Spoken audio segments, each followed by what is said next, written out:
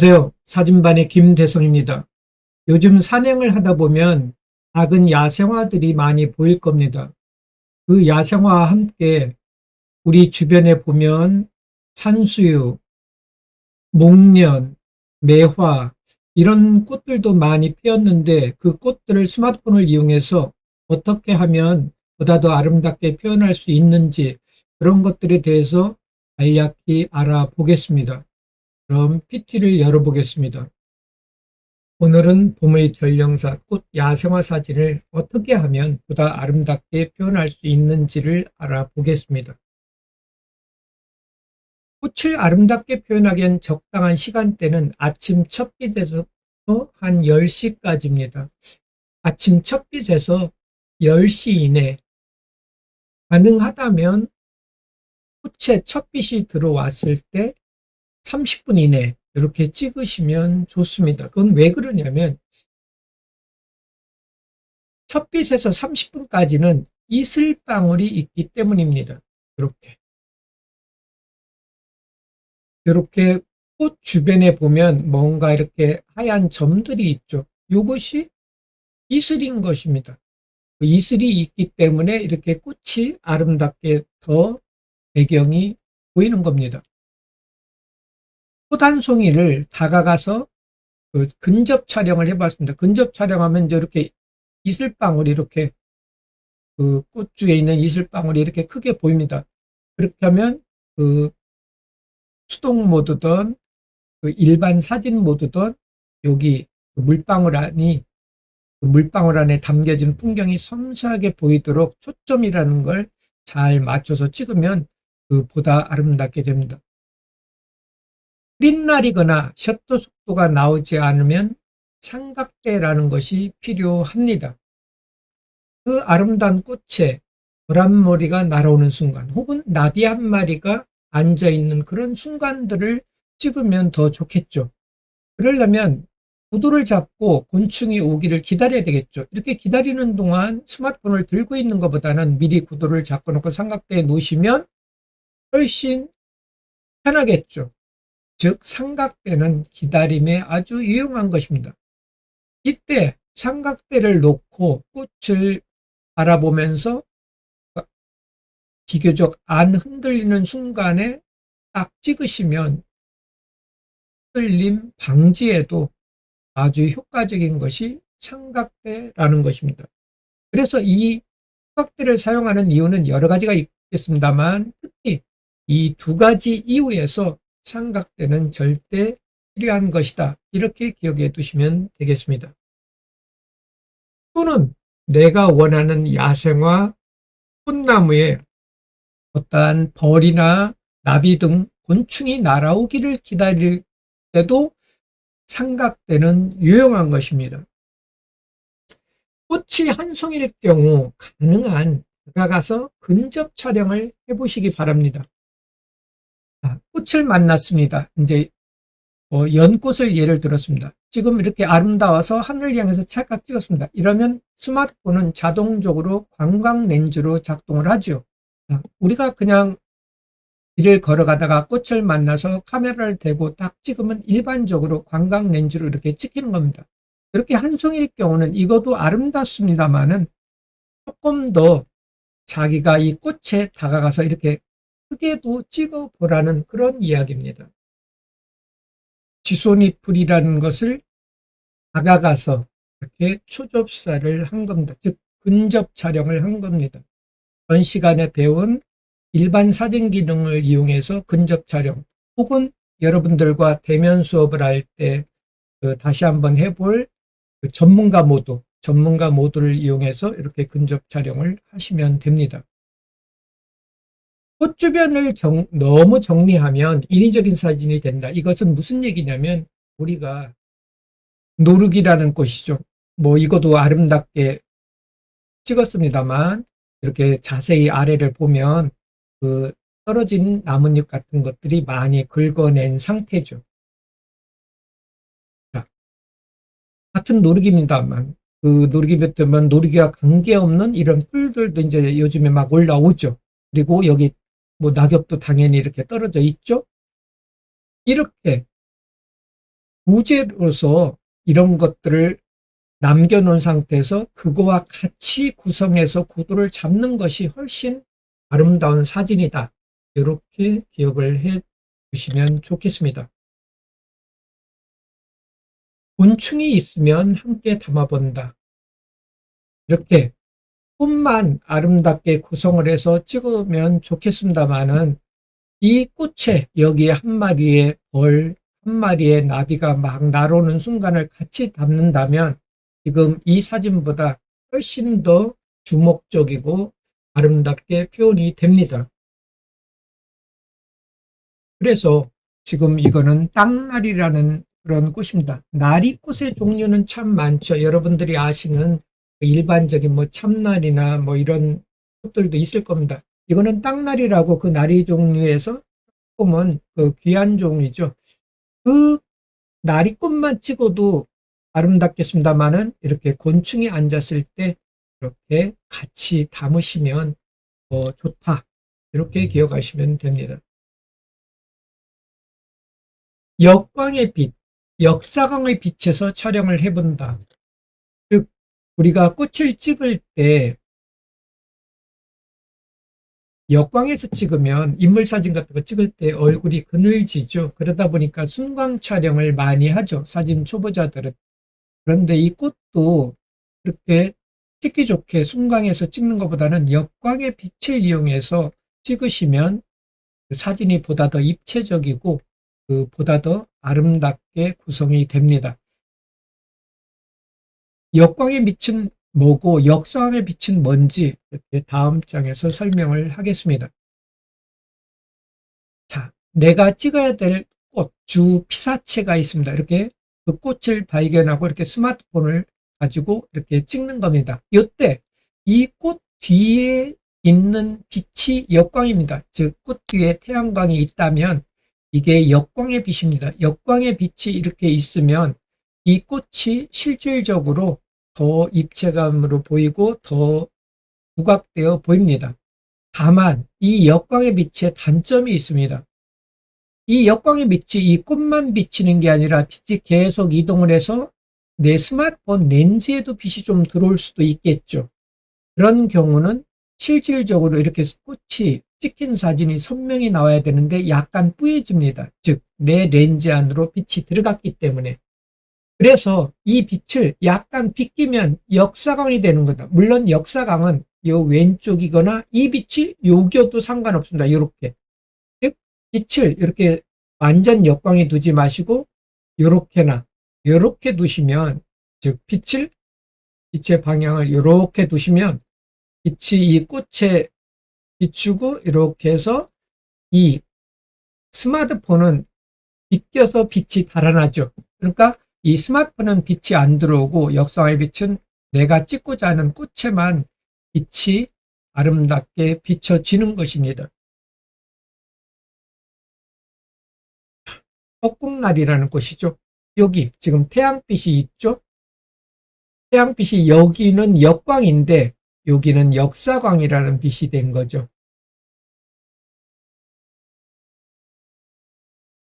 역사광이라는 빛이 된 거죠. 그래서 빛이 이렇게 빛이 빠져나가고 있는 거죠. 그래서 꽃사진은 뭐 인물 사진도 마찬가지겠습니다. 그 인물 사진에 대한 이야기는 추후에 대면 수업할 때 인물 사진에 대해서 잘 하겠습니다만은 이렇게 역사광 여기 혹은 이 태양빛이 이쪽에 대해서 이렇게 이 빛이 그 꽃을 보다 더 주목적이게 하고 입체감도 있고 더 아름답게 표현이 됩니다. 그 역사광의 빛은 그 아침 이슬을 있는 풀잎에서 만나면 이렇게 아름다운 bokeh 배경이 되기도 합니다. 첫 빛이 숲에 막 올라올 때입니다. 그러면 이렇게 찍어도 무난은 하겠죠. 뭐 특별히 문제는 없어 보이고 깔끔은 합니다. 그렇지만 이 꽃을 자세히 보시면 이 두 꽃이 약간 어둡죠. 이 은은한 빛의 노출이라는 것, 즉 밝기라는 걸, 이 은은한 빛의 노출이라는 걸 이렇게 맞추면 실제 꽃이 조금 어두워지겠죠. 이 꽃에만 보조빛을 좀 주면 어떨까? 그런 생각을 해보실 겁니다.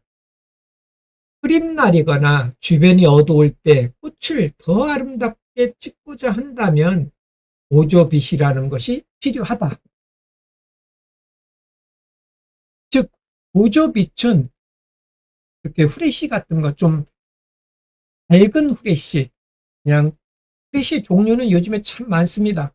그래서 조금 상당히 밝은 후레쉬를 하나 이렇게 갖고 계시면 뭐 손으로 들고 혹은 이렇게 미니 삼각대에 거치를 해서 사용하셔도 됩니다. 전문가들이 이렇게 거치대를 하나 만들어서 이렇게 갖고 다니죠. 물론 이렇게 시판하는 거치대도 있습니다. 단순한 배경에 이 후레쉬를 이용하는 법에 대해서 좀 자세히 알아보겠습니다. 자, 역사광의 빛이 좋다고 아까 얘기했죠? 그렇게 해서 여기 이파리의 밝기, 노출이라는 걸 막게 스마트폰을 찰칵 찍었습니다. 그랬더니 문제는 이 장미 요 앞부분이 그늘이졌죠.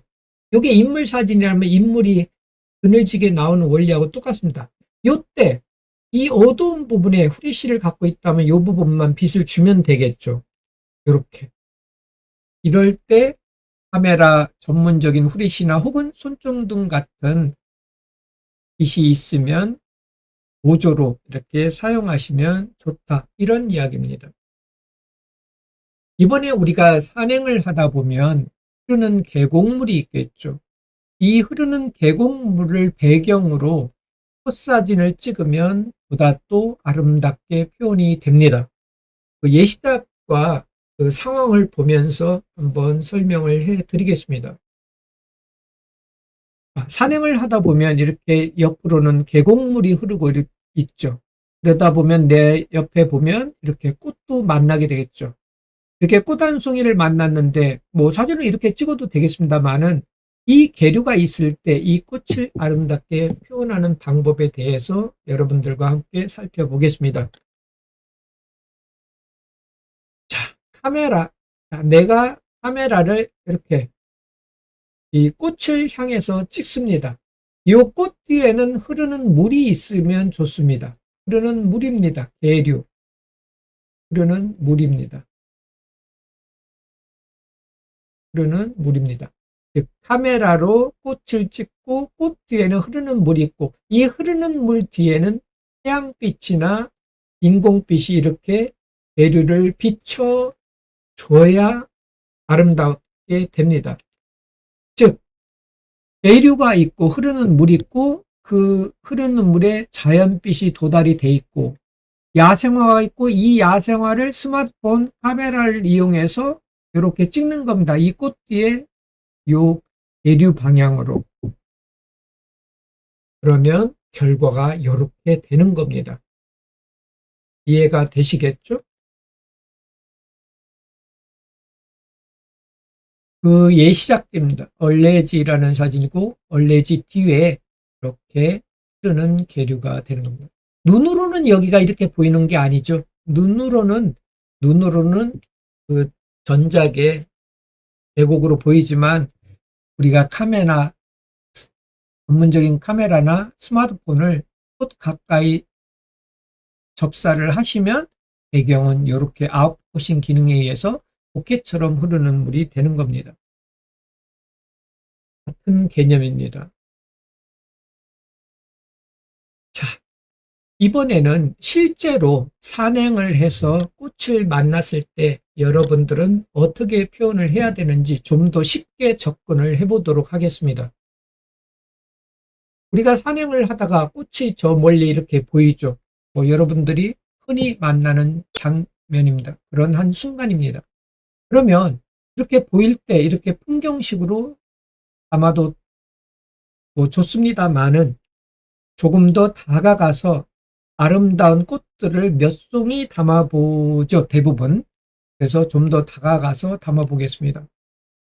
그 전체적 풍경보다는 다가서 담은 거죠. 근데 이 화각이 위에서 쪼그려는 앉았습니다만 그 사진의 방향이 위에서 약간 아래로 하다 보니까 이렇게 좀 산만하죠. 주변이 지금.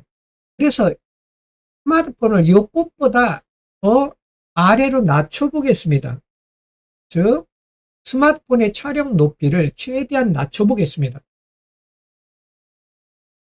그러면 지금 이 꽃이 조금 더 배경이 깔끔하게 됐죠.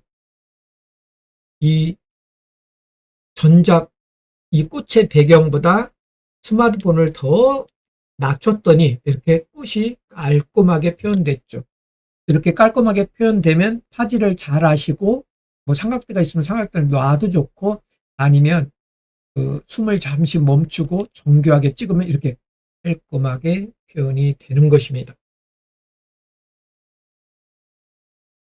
지금까지는 제가 설명한 것들이 일반적으로 꽃이 한두 송이 보이면 가능한 다가가서 그 혹은 망원 렌즈를 이용해서 제 전신을 담았다고 보면 되겠죠. 우리가 인물 사진에서 스튜디오에 가서 증명사진 찍는 것처럼 다가가서 찍은 것이죠. 그런데 우리 스마트폰은 그 광각 렌즈가 사실은 품질이 제일 좋습니다. 이 광각 렌즈를 이용해서 약간 풍경식으로 담아 보겠습니다. 이렇게 풍경식으로 여러 송이를 풍경식으로 담은 것입니다. 우리가 1회차 강좌를 할 때 이렇게 꽃이 보이면 화면을 이렇게 구성해서 그냥 찰칵 누르는 게 아니라 이 꽃의 터치를 길게 하면 이 아웃포커싱이 이렇게 된다고 그랬죠?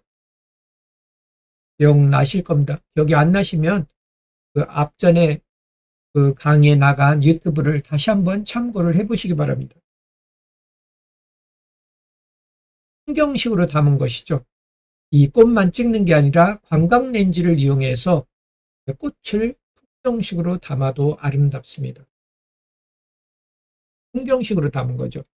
광각 렌즈를 사용하되 이번에는 조금 꽃으로 다가갔죠. 광각 렌즈를 사용해서 꽃을 다가가서 이렇게 풍경식으로 힘있게. 스마트폰은 거의 이 바닥에 될 정도로 낮추어야 이렇게 힘있는 사진이 됩니다. 마찬가지죠. 이제 코스모스 같은 거야. 꽃이 상당히 우리 뭐 키만한 것도 있고 크죠. 그래서 이 꽃을 배경으로 풍경식 꽃을 담은 경우죠. 바닷가에 가서 일반적으로 참나리는 이렇게 요 붉은색 계열이죠. 이렇게 노란 참나리가 흔한 거는 아닙니다. 좀 귀한 장면입니다. 어쨌든 이렇게 그 야생화를 바다 풍경 배경으로 이렇게 풍경식으로 담은 예시작입니다. 꽃사진은 배경은 단순하고 깔끔하게 하는 것이 꽃을 더 부각시킨다. 즉, 지금까지 예시작들이 사실은 그러한 작들입니다.